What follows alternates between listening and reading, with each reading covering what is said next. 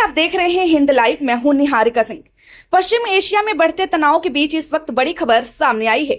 भारत ने कूटनीतिक स्तर पर एक्टिव मोड अपना लिया है। प्रधानमंत्री नरेंद्र मोदी ने कतर के अमीर तमीम बिन हमद अल थानी से फोन पर अहम बातचीत की है। इस बातचीत में जहां ईद की शुभकामनाएं दी गई, वहीं क्षेत्र में बढ़ते तनाव, ऊर्जा ढांचे पर हमलों और भारतीयों की सुरक्षा जैसे मुद्दों पर भी चर्चा हुई।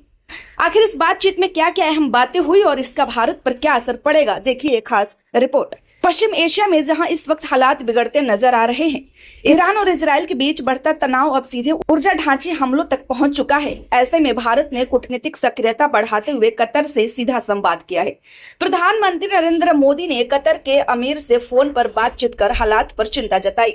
इस दौरान उन्होंने साफ कहा कि भारत क्षेत्र में शांति और स्थिरता का समर्थन करता है और किसी भी तरह की हिंसा को सही नहीं मानता। इस बातचीत में कई अहम मुद्दों पर भी चर्चा हुई। सबसे पहले प्रधानमंत्री मोदी ने ईद के मौके पर शुभकामनाएं दी। इसके बाद ऊर्जा ढांचे पर हो रहे हमलों को लेकर चिंता जताई और भारत की ओर से इन हमलों की कड़ी निंदा भी की गई।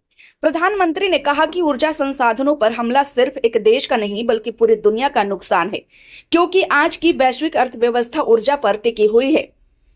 इस बातचीत का सबसे अहम मुद्दा रहा स्ट्रेट ऑफ हॉर्मुज। प्रधानमंत्री ने साफ तौर पर कहा कि भारत इस जलमग्न मध्य से सुरक्षित और निर्बाध आवागमन का समर्थन करता है। आपको बता दें, दुनिया का बड़ा हिस्सा तेल सप्लाई इसी रास्ते से होता है। भारत की ऊर्जा जरूरतों का भी बड़ा हिस्सा इसी मार्ग पर निर्भर है। अगर यहाँ किसी तरह की रुकावट आती है तो इसका असर सिर्फ एक देश नहीं बल्कि पूरी दुनिया पर पड़ सकता है।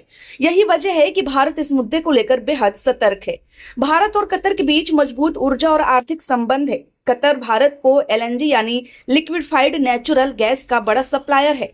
ऐसे में अगर क्षेत्र में तनाव बढ़ता है तो गैस सप्लाई प्रभावित हो सकती है, ऊर्जा कीमतें बढ़ सकती हैं और इसका सीधा असर भारत की अर्थव्यवस्था पर भी पड़ सकता है। इसी वजह से भारत लगातार कतर से संपर्क में बना हुआ है। इस बातचीत में एक और अहम मुद्दा उठा, कतर में रह रहे भारतीय नागरिक। प्रधानमंत्री नरेंद्र मोदी ने वहां की सरकार का धन्यवाद किया कि कठिन हालात के बावजूद भारतीयों की सुरक्षा और देखभाल की जा रही है। खाड़ी देशों में लाखों भारतीय काम करते हैं और उनकी सुरक्षा भारत के लिए हमेशा प्राथमिकता रही है। ऐसे में यह संवाद सिर्फ कूटनीतिक नहीं बल्कि मानवीय दृष्टिकोण से भी बहुत महत्वपूर्ण माना जा रहा है। इसी बीच पश्चिम एशिया में हालात और गंभीर हो गए हैं।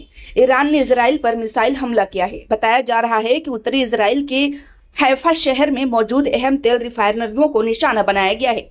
ईरान की सेना यानी इस्लामिक रिवोल्यूशनरी गार्ड कॉर्प्स ने दावा किया है कि उसने बैलिस्टिक मिसाइलों का इस्तेमाल किया है। हमले के बाद कई जगहों पर आग लगने की खबरें आई हैं और नुकसान की तस्वीरें भी सामने आई हैं। हालांकि इजराइल का कहना है कि नुकसान उतना बड़ा नहीं है जितना बताया जा रहा है, लेकिन इस हमले ने पूरे क्षेत्र में तनाव को और बढ़ा दिया है। तो कुल मिलाकर पश्चिम एशिया में बढ़ते तनाव के बीच भारत पूरी तरह सतर्क और सक्रिय नजर आ रहा है।